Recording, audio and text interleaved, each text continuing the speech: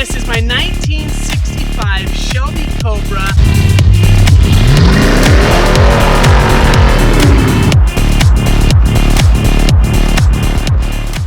Alright guys, welcome back to my channel, Jase.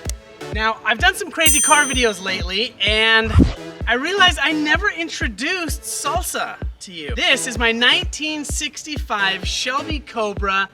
Now, it is a kit, a continuation, whatever. People have lots of different names to justify.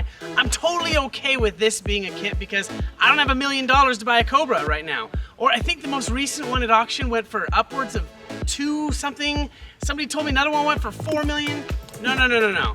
I want all the fun, all the joy without not being able to drive it because it's so darn expensive.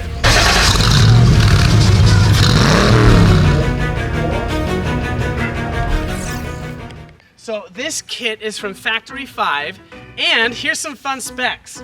This engine, which I'll show you later, which has been painted to match the outside salsa color of this vehicle, it is a Mustang, well, a Ford Mustang 5.0 high output engine. What makes this car so much fun to drive is the weight to power ratio.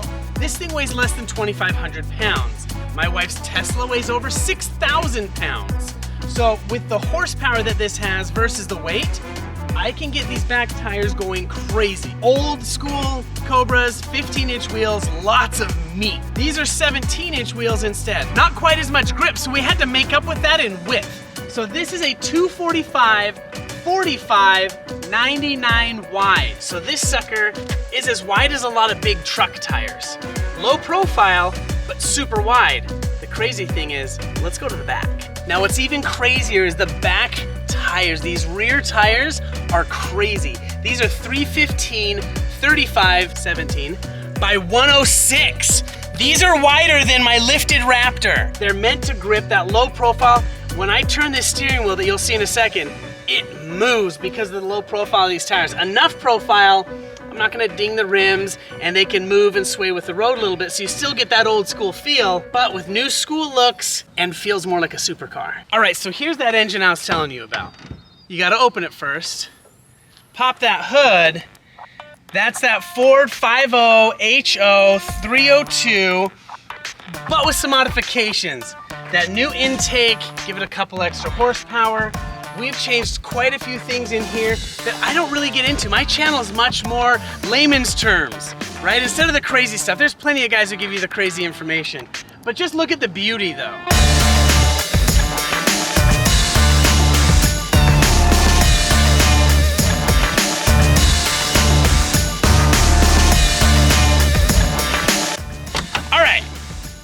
Let's get inside. Leather seats with the Shelby Cobra right on top of them. 5-point harness that I hide behind the seat. Unless I'm gonna go crazy, then I can put on the 5-point harness. All right, who's ready to drive this beast?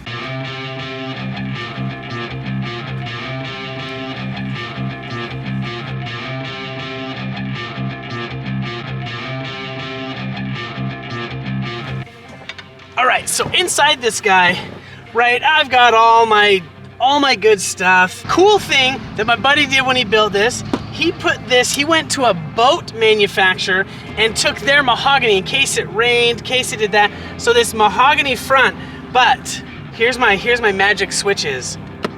Radiator fans, cockpit lights, or my 50 caliber. So the front end goes down and my 50 I'm just kidding. He just put that in there as a joke because he didn't know what to do with his last switch, but it was here and it came with it. So I now have a 50 caliber switch right here. All right, I think it's time to crank this thing over and get going.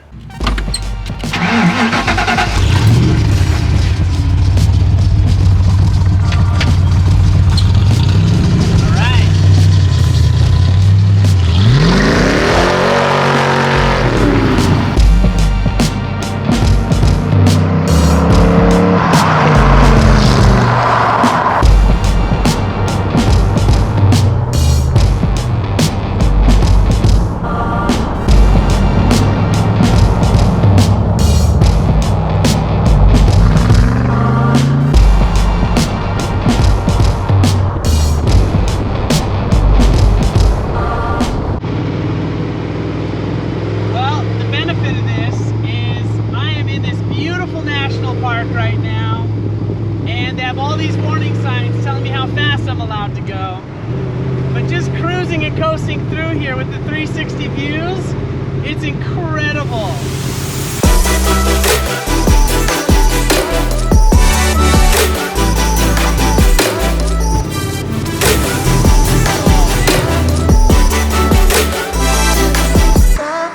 Other benefit of this off-season, when there's nobody else in the park with you, you can kind of go like this.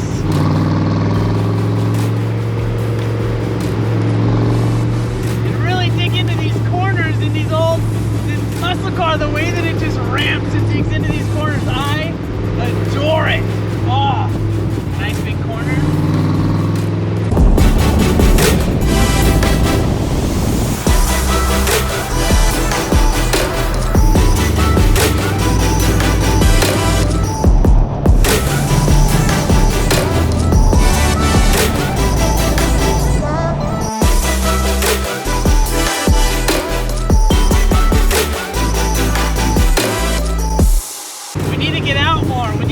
Tops off more. We need to feel that sunshine and that wind and just kind of let loose from our busy days.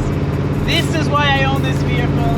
It's to have my wife sitting here with her head all wrapped up in a scarf, me right here, this big loud engine, but then just cruising through these wonderful state and national parks. Oh, it's so great.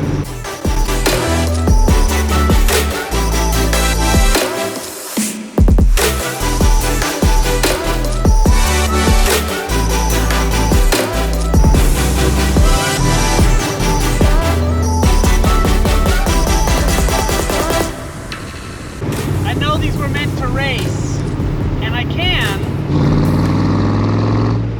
but man, they sure are fun to cruise as well, and just look around, look at these rocks, these cliffs, these dips. They have a warning sign really freaking out of me right now. Didn't realize what I was doing until the